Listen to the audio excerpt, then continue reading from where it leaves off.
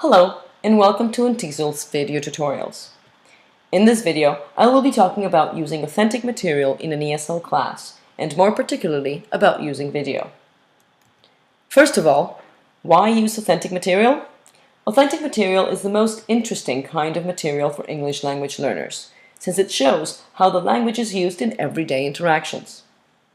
Nowadays, most ESL students have already come into contact with some kind of authentic material, either through music, the internet, television, movies, and other media. So to be able to understand the language used in day-to-day media is usually one of their goals.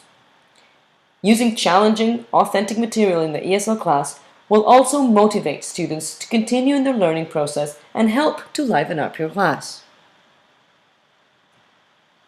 In this presentation, I'm going to show you a sample plan based on a short clip of an episode of Friends. The episode is number 6 from season 5, and the clip can be found online on YouTube, or the whole episode can be purchased as well. I'm going to recommend this lesson mostly for intermediate level students, but I will be making suggestions on how to adapt it for other levels as well. It is very important to choose authentic material according to what your students can manage.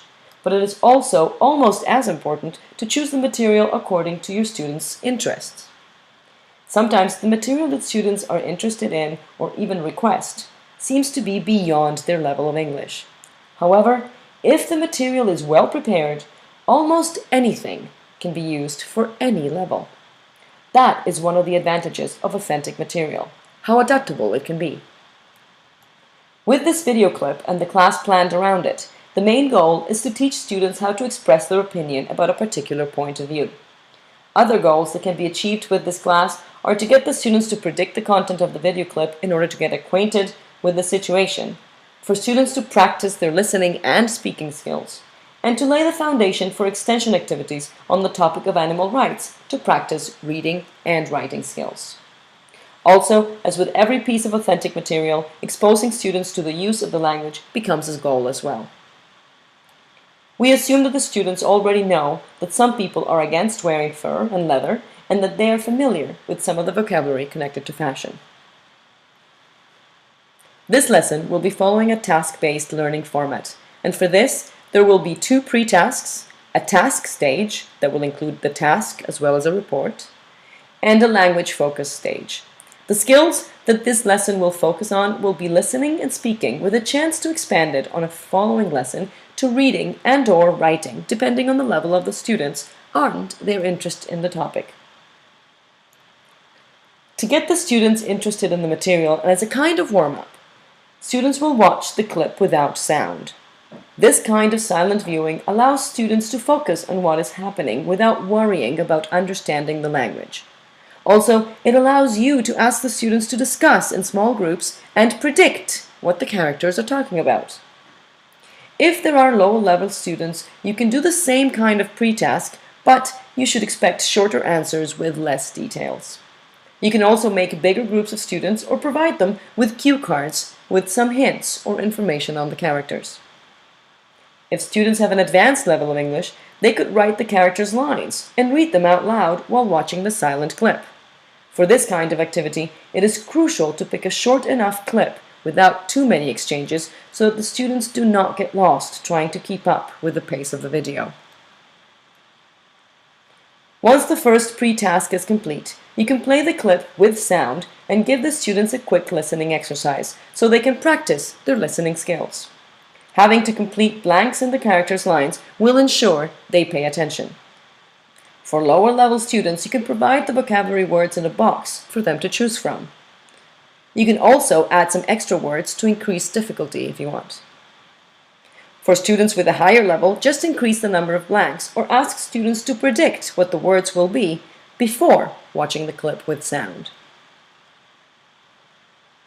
Once the students have watched the video and understood the character's point of view on wearing fur and how it suddenly changes, they can work in pairs or small groups to create a list of the reasons why they agree or disagree with her original point of view. It is important to make sure the students comprehend the character's point of view and what happens in the clip before the task can be carried out. If the students have a lower level, you can ask them to work in bigger groups so they can help each other formulate their opinions. Also, you can make vocabulary available on the board prior to the discussion.